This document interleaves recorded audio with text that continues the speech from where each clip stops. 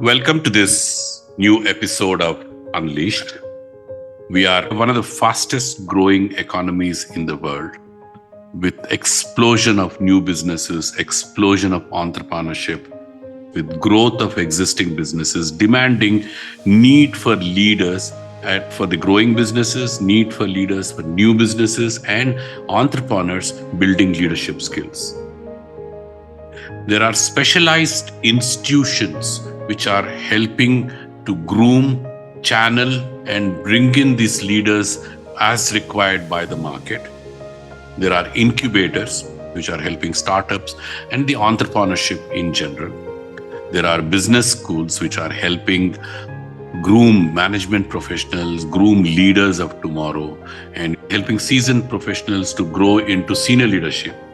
There are women-specific organizations which are helping entrepreneurship among women and grooming women leaders to manage and grow businesses in all sizes and scale.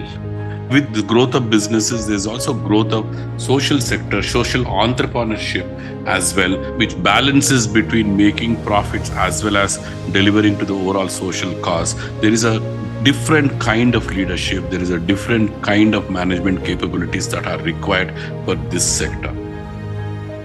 This episode is all about reflecting the specific needs for different segments of businesses which are growing, whether it is startups, whether it is very fast growing established business, or it is the social sector which requires unique requirements, or women entrepreneurs from very small businesses to large businesses, their needs, their requirements. I have the honor of talking to Srinivas Rao Mahankali, very popularly known as MSR, who heads the unique state-led T-Hub in Hyderabad. I am also talking to Rishikesha Krishnan, academician by career, who heads the IIM Bangalore. I am also continuing to talk to Pooja Sharma Goel, who was featured earlier in other episodes in this podcast series. And I'm also bringing in Shiv Kumar, who heads the Catalyst Group. I continue to have the privilege of working together with him on COVID Action Collaborative, which is now grown into Community Action Collaborative. Let me begin this podcast with my reflections with MSR. Like I said, MSR leads T-Hub, which focuses on grooming startups and startup entrepreneurs. We reflect on the unique requirements of startup industry, specifically from a leadership perspective. We reflect on the balancing between focus on building the product, building the solution that needs to be taken to the market, to building leadership capabilities. We reflect on the need for a dream, the vision, the purpose, and rallying people around the dream and purpose, and at the same time being detached from the dream and not associating a self with the cause of the company. So these are very interesting reflections with MSR. Here they go. One of the first things I wanted to touch base with you is on issues around how early in a journey of a startup, that while I think they are building the product, they are also developing their markets, they are building a team, the investments into being good leaders, the investments being groomed into good leaders is critical. At what point do you think, and how do you as a incubating center also intervene and shape up that kind of building leadership capabilities within the startups which you groom? Sure. So I think the answer is right in the beginning. Okay. Thank you. So first of all, end of the day, a startup is built around, most of them, there is a problem they've identified, which is worthy of being solved. Okay? And then they try and build some solution, try and understand who else is doing what they are doing, how can they be different, and those aspects, etc. So to some extent, I guess one of the factors a leader needs to have is quote unquote vision. Identify, let's say, white spaces, which not many people are venturing into, etc. Right? So I think to that extent, leadership is important right from the beginning. Right? Second, quality of a leadership of a leader, particularly in a startup environment, is also the ability to rally people around you. Okay? That be it building your team or even going out in front of potential, customers, investors, all of that, right? So you need to literally lead from the front. So I think these two, for example, the vision part, the leading from the front, the ability to paint a big picture, right? In some ways, you're selling a dream, right? In some ways. Correct. Saying, listen, I will, hopefully with whatever I'm doing, I will make, I don't know whether that sounds too utopian, but something like I'll make the world a better place. Yeah. Sort of thing, right? So it's about showing the path where, let's say, treading a different path. So clearly, I think it's not like you can suddenly wake up one day and say, okay, from now on, I have to become a leader. So it's a part of the initial, right from beginning, you have to have that kind of outlook that I am working towards something, building which has got a better purpose in the world, as well as you are saying, therefore I have to rally a team around me which works towards this purpose. So how many such startups that come, and specifically what you incubate and groom, have this clarity about they are here probably to create that longer term impact in the market? And obviously there will be a benefit to them. The trade-off between, is it working for them or are you working for the purpose of a larger purpose?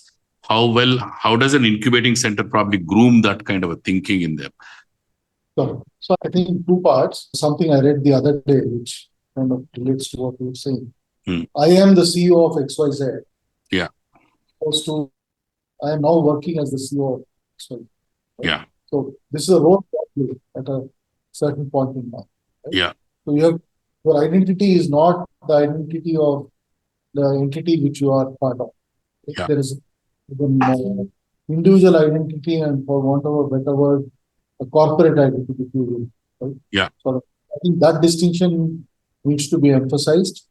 And also, I think in another context, sometimes not every startup will succeed. Yeah. Okay. For a variety of reasons, some of which are within the control of the founder, some of which are external to the founder. So, for example, during the pandemic, what happened during the pandemic. So, several businesses which required face-to-face interaction, etc., would not have been successful during the pandemic. Or also, if there's a set of economic circumstances, some slowdown, some recession, whatever, anything which is seen as discretionary may not necessarily get a lot of traction. So I think it's important to make a distinction saying the company has not done well. Yeah. If it doesn't, I'm a failure. And I think even now, I think in India, failure has a certain stigma. Yes. So hopefully that will change. The thinking behind building this Unleashed and the Unleashed platform is to help businesses. Businesses have demands. Leaders in businesses have to balance between delivering on the current period demands to working on growth engines in all dimensions. We reflected about this in the earlier episodes on letting go to grow, but how a leader has to balance time. A leader has to not only get lost in transactions, but also has to sit back and say, are we going in the right direction? Are the right investments happening all the time? And is a business ready for the future? A leaders, therefore, have to have both the perspectives of what's happening in the wider world, but also have to build strong understanding of how to look at from inside out and have the bigger picture of what's happening. Here are my reflections with Rishi on the emerging needs of leaders, the issues if there are any, and his perspectives on what could be the root cause and what they probably need to address. I see this problem of people ability to sit back and see where are they heading. The problem of driving from big picture is a large problem across not just technology leaders, but many leaders, because there's so much lost in day-to-day transactions. Your experience and from your experience of grooming some of them, what do you see as the ways one can address it? And from early stages, build this ability to sit back and see where are we heading, sit back and drive from a big picture from the early stages. And I write of course, from the academic institutes back into the companies also when they come. What is your thoughts around this kind of a challenge?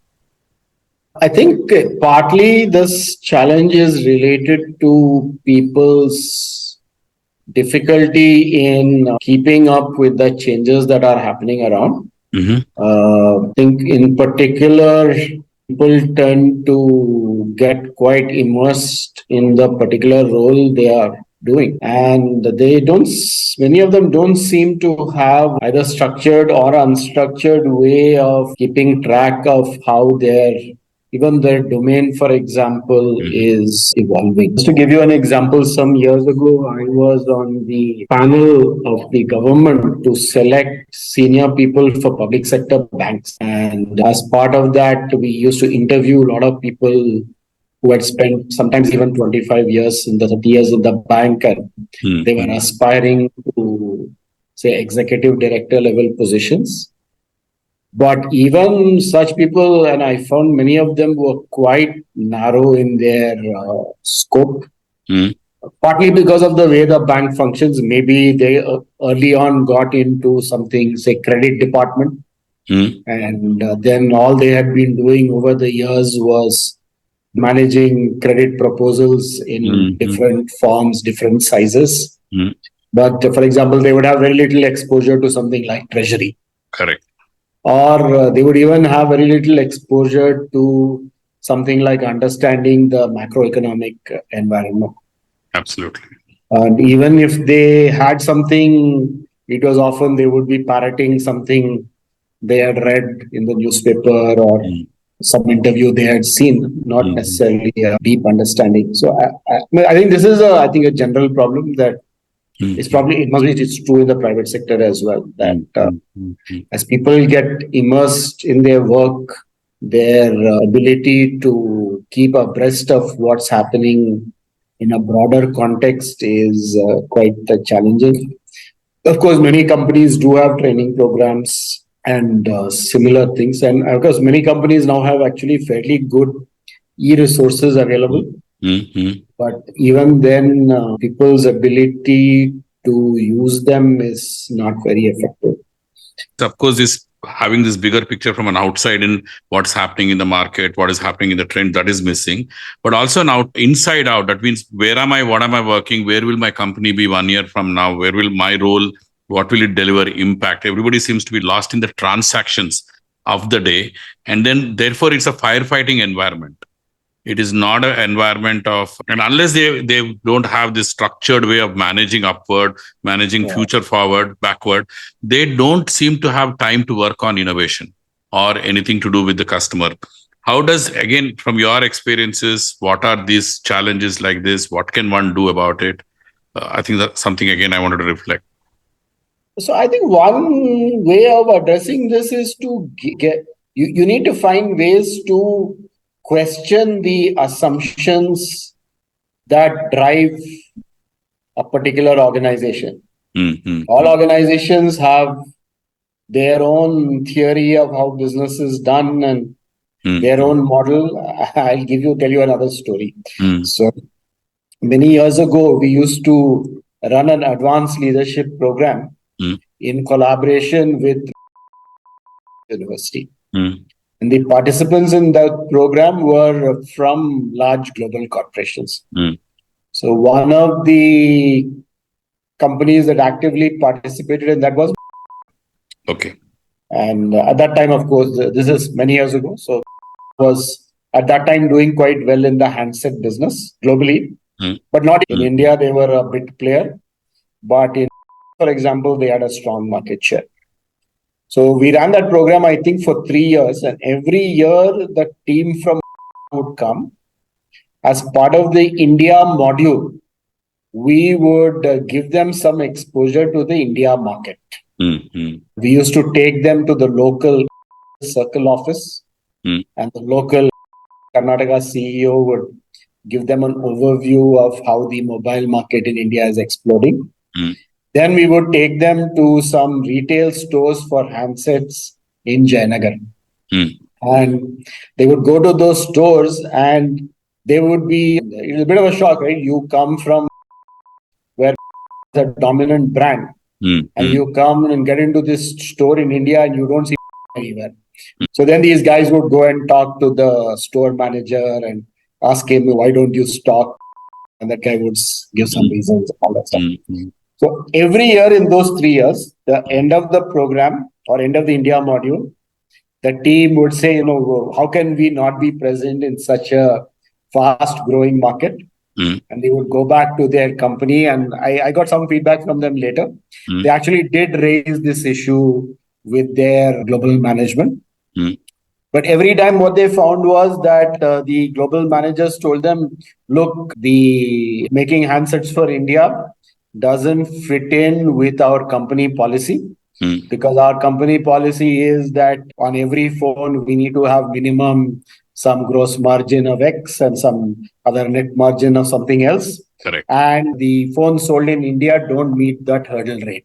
Mm. And simply they would not agree to do anything about it. Correct. But one thing which definitely happened is it's really set these guys thinking. The guys who came here, they just realized that there are alternate models. A company like is making good money in the India market.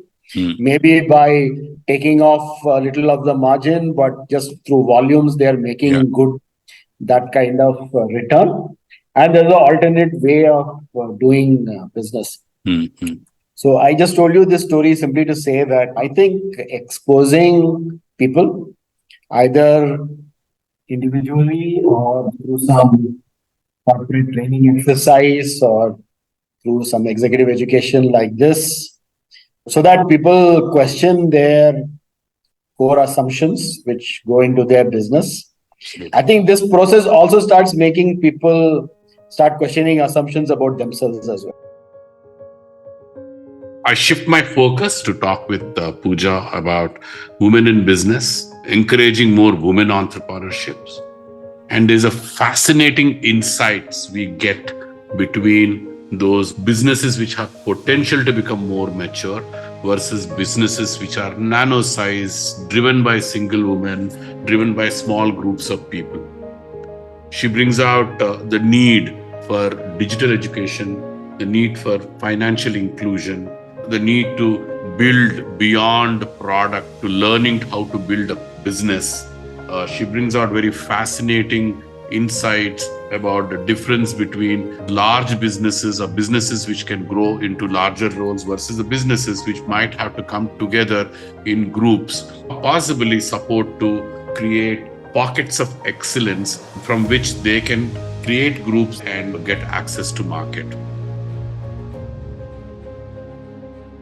Just your own specific programs you are building now to drive women entrepreneurship, encouraging more people to look at it from the business. Any specific, I know seen the projects you have taken which are focused startups to these things, but are there any systemic or like larger things to encourage women to even think the role of being an entrepreneur? Sure. Encourage like staying through as an entrepreneur, because there are a lot of challenges of being there. Anything your experiences, any insight? Sure. Inputs from there. So Srinivas, one of the learnings for me, just even in the last 8 months at Udayti, has been when I look at kind of the numbers, and we say women entrepreneurs, and we are just hearing this everywhere, right? There are different kinds of programs being run. We talked about women-led development at G20 Empower. We are seeing all of the successful women entrepreneurs like a Falguni Nayar or a Vinita Singh of Sugar and so on, right? If you look at the numbers of women entrepreneurs, the number is at about 49 million women entrepreneurs. Of that, only about 1.8 million is small or medium-sized. The rest, 47.2 are all nano or solopreneurs, nano entrepreneurs or micro solopreneurs, essentially. So this is a large chunk of women entrepreneurs. who are just working out of their homes, making something, selling some homemade food. So those are the home-based entrepreneurs, the shop-based entrepreneurs.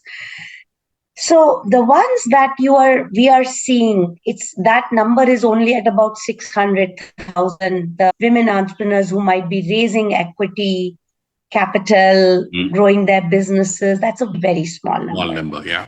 So I think what you talked about earlier, which is the importance of role models, is extremely important. Part of it comes down from conditioning, right? So role models, when you see whether mainstreaming of that through Shark Tank, where tier 2, tier 3, tier 4 cities, villages, you're seeing that's possible. That is important.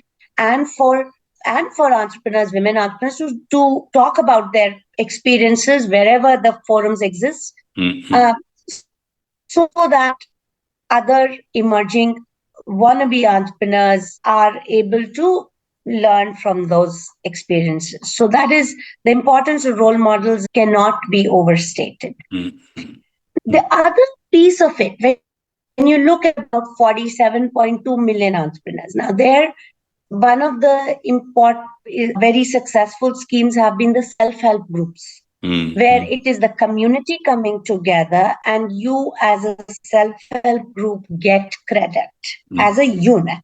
And then you are able to, so Bihar, it has been very successful. UP, there are self-help groups. But what we see is that as a group, you get the credit, but the next level, which is at an individual level, these women are still not getting credit. Part of it is because of digital and financial inclusion. You're not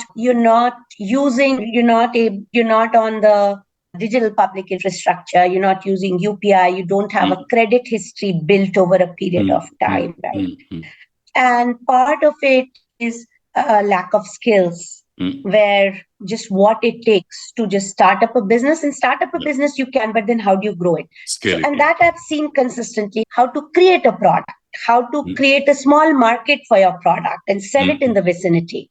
But to make a business out of it is different level of skills, which needs to be, and that is something we don't teach in our schools either, because while a lot of women are going through the schooling years, we're not taught those entrepreneurship skills there. And those are all learned on the ground. So those are two things that are key, is access to internet and access to digital public infrastructure, financial inclusion, so that you gradually build your credit history. Second is access to skills that really, beyond building your product and selling it, what it takes to build it into a business. And third is access to markets, which is how do you provide distribution opportunities and market opportunities to a lot of these women entrepreneurs. And government has a lot of these schemes, platforms that are enabling it, whether it is the PM Swanidhi scheme, which is giving small loans to street vendors. And it is a 3-tier structure. And a lot of women are availing of that. Then there is a second platform called One District, One Product. There are districts which are known for these products, whether it is, say, Muzaffarpur for brass products, or pottery, Khurja for pottery, and so on. And a lot of this work is done by women in home. So these are in a way on, but if you can get them onto the platform, maybe provide a little bit of credit so that they can build it into a business and provide access to the market. Now then suddenly they become a business beyond just a worker who's creating that. And there, I think what you talked about is this. So one is having the platform, but the second is the mentorship to support entrepreneur through various stages of growth and some level of handholding, and creating a network or a community that is supportive for them to be able to grow through those different stages. I now shift from women entrepreneurship to leadership requirements and demands for the social sector, what aptly called by Shiv as the third sector. we explore the need to drive from a passion to believe in the cause, the need to probably have that tremendous patience to see the results come through, the ability to adapt to social demands, human behavioral demands, locational demands, and of course, lack of resources. There's a huge gap in resources. So I think managing the complexities of a development sector is far more challenging than any other sector. We talk the need for strengthening the existing leaders. We talk the need for more institutional interventions to generate more future leaders. And we also talk about the need for youngsters to come and stay through and contribute to this sector. I think the work within the social sector, at some point it was actually referred to as the third sector. Third sector, correct. You have the government, you have the private sector, and then you have the third sector. Yeah. It's indicative that it is a fairly different sector, but will need to work with others. I think social and environmental impact calls for a different kind of a leadership. Mm-hmm. It's probably among all sectors, probably even after the government, I would say the second sector which is focused on a purpose. Mm-hmm. And I like many of your books where you say that the purpose has to be there even for the private sector, right? Yeah. It can't be just money. But I think the social and environmental sector grapples with what the government can't do and what the private sector can't do. Correct. Right? And can't do doesn't mean lack of capabilities or will. But I think the ethos, the attitude, and the kind of long-term thinking required is what shapes the sector and therefore shapes the kind of leaders who need to be there. Correct. Right?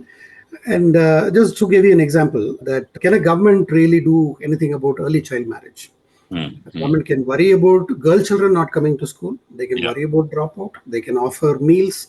They can offer financial incentives. But that's as much as what government can do.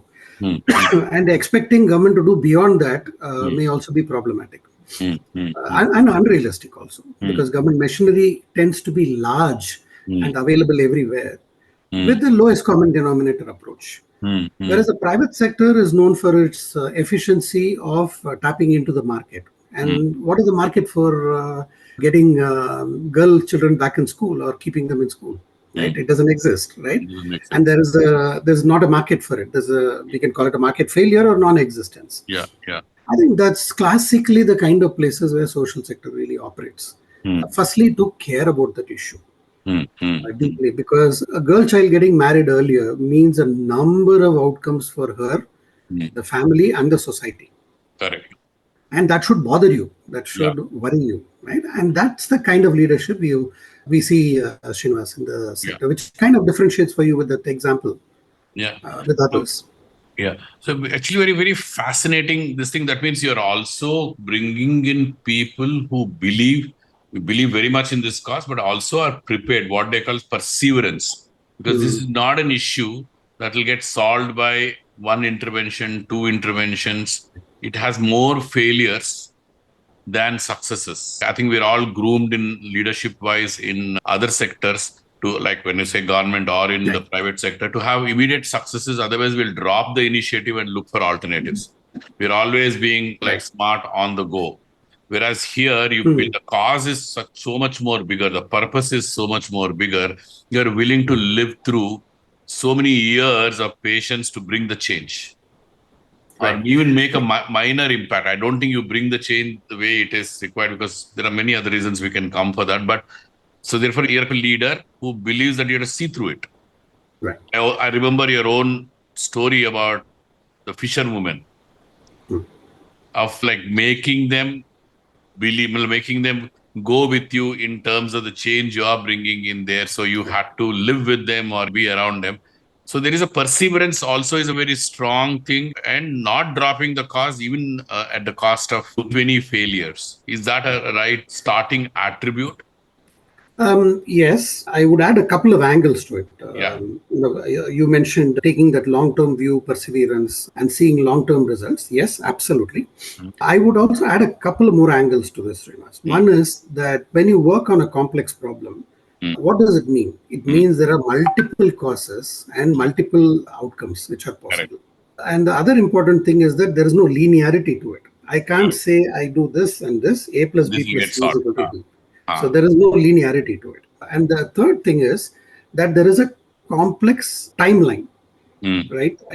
You can't produce, I jokingly say, just because a woman produces a child in 9 months, 9 women cannot produce a child in 1 month, right? Correct. It's So, not that kind of equation. Yeah. I'm being a little frivolous here, but the But larger it's point an I'm trying to interesting make. point. Yeah. Yes. So is to have the patience to say, what all does it take for a woman to complete her antenatal care? Why is she not doing it? It's not that I offer 50 rupees, 100 rupees, she will do it. She may, but that may not be the only motivation. So the intrinsic motivations of human behavior is at the fundamental of the complex problem solving in social and environmental issues, right? Now, human behavior, as any medical doctor will tell you, dealing with chronic conditions is extremely complex. So now let me layer. There is a human behavioral complexity. There is a societal community complexity in terms of race, caste, religion, and then there is a societal complexity. Correct. And that also has a geography, which is a variations from geography. Yeah. Very well said. There is a geographical constraint and complexity if you're living in the border or whatever it is, right? It could be an advantage also sometimes, right? So I think in these box, if you were to see those 4-5 layers of complexity, that is where a leader in social development operates. And therefore, perseverance, long-term view are absolutely required. But along with it is a lot of patience. Along with it is a lot of innovative thinking, because there can be no one case study is like the other. But at the same time, he or she needs to see patterns. What am I learning? That's one of your favorite subjects, right? In terms of saying, what am I learning from each one of this that I can generalize?